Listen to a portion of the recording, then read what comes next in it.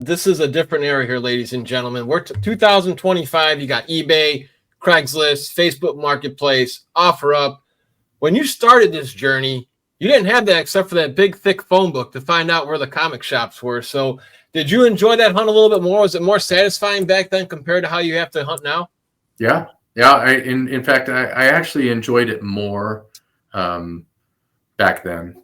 I mean, I still enjoy it today, but it's a little bit too easy to, just send an email to someone or like some of my very rare items I found while I was in college when I was in Chicago on trips with my soccer team.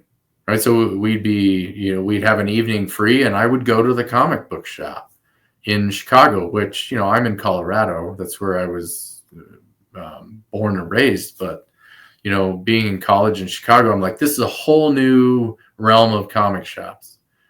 And I would go in there and I would find really rare stuff, like rare turtle stuff. And of course, I couldn't afford it.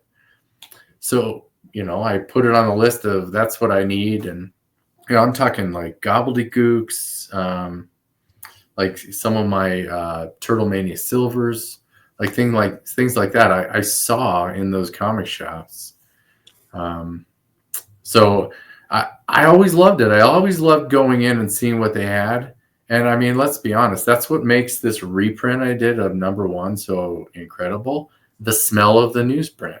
When you walked in an 80s comic store, there wasn't glossy printed pages. It was all newsprint. It has a smell. And that smell was the comic book shop of the 80s that I remember. It's just like when you go to a movie theater, you love that smell of popcorn, or you go to grandma's house